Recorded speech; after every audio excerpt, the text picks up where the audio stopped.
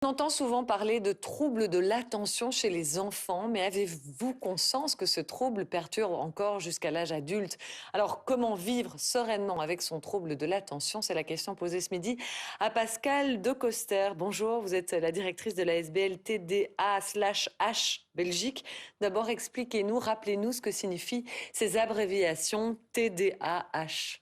Donc TDAH, c'est trouble déficitaire de l'attention avec ou sans hyperactivité. Le trouble déficitaire de l'attention est toujours là, l'hyperactivité pas toujours, en tout cas pas l'hyperactivité physique.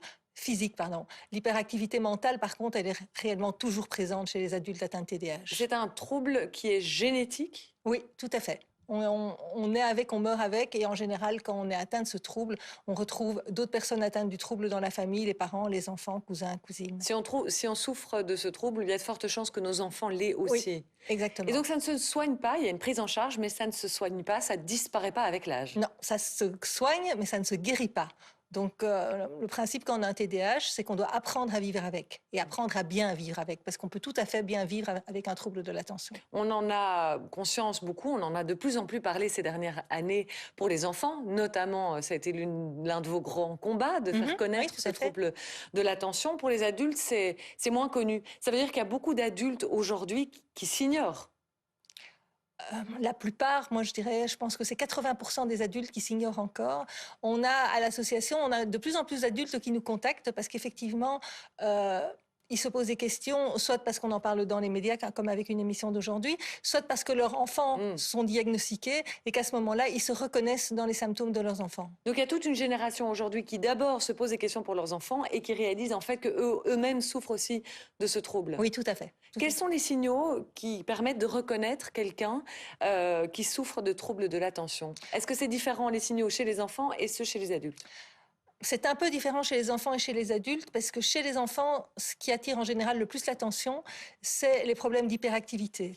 Donc, Il y a un manque de concentration à l'école aussi, j'imagine. voilà, C'est souvent mais le déclencheur. un enfant hyperactif se voit plus. Mhm. Donc, ceux-là sont plus facilement Ça veut diagnostiqués. dire des enfants agités. Voilà, c'est Si on ça. peut faire Mais ce n'est pas cette agitation qui pose le plus de problèmes. Ce qui pose réellement le problème, c'est les troubles de l'attention. Donc, des difficultés à se concentrer et à maintenir son attention sur le long terme. Mhm. Et c'est ces troubles de l'attention qui perdurent tout au long de la vie.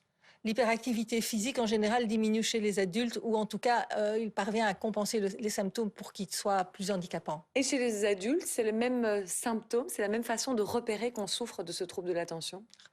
Souvent, les adultes sont diagnostiqués après un burn-out, parce que ça fait des années qu'ils se battent contre leurs troubles, que ça les épuise énormément, et un Ils jour... luttent contre eux-mêmes depuis Voilà, des c'est années. ça, c'est ça. C'est vraiment, c'est faire tout le temps des efforts, faire des efforts pour se concentrer, faire des efforts pour ne pas gigoter, faire des efforts pour ne pas être impulsif, faire des efforts au travail, à la maison, en conduisant avec les enfants, en faisant les courses, enfin, tout le temps faire des efforts de concentration, mettre en place des stratégies qui ne sont pas efficaces, et un jour s'écrouler parce qu'on est totalement épuisé. Quelles sont alors les façons d'accompagner ces patients? Vous souffrez vous-même de troubles de l'attention, vous l'avez découvert sur le tard, Oui. exactement comme on vient de l'évoquer, Mhm. d'abord en diagnostiquant vos enfants. Oui, tout à fait. Comment vous avez réussi à vivre plus sereinement ces troubles de l'attention au quotidien? Qu'est-ce que vous avez mis en place?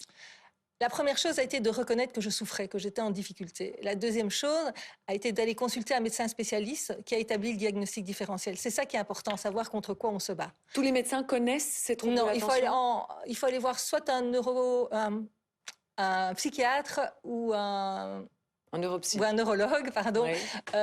expérimenté dans le diagnostic du TDAH chez l'adulte. D'accord. Ce Donc il faut un spécialiste. Oui, absolument un spécialiste, parce que des symptômes, la distraction, enfin moi j'oublie fréquemment mes clés, je perds ma carte de banque, j'oublie ce que je fais 2 fois quelque chose. Tout le monde a ces symptômes-là. La différence, c'est que quand on est atteint de TDAH, c'est tout le temps, c'est récurrent et on est en souffrance. Et qu'est-ce qu'on peut mettre au quotidien? Il y a une prise de médicaments, mais il y a aussi des choses à aménager dans nos vies pour rendre ce trouble de l'attention plus supportable au quotidien? Donc la première chose, c'est la psychoéducation, donc s'informer sur le trouble et sur toutes les stratégies qui existent pour apprendre à le compenser. Parce qu'un TDAH n'est pas l'autre. Donc il faut vraiment se fournir d'une énorme boîte à outils pour pouvoir épuiser les outils qui vont nous permettre, nous, de fonctionner mieux.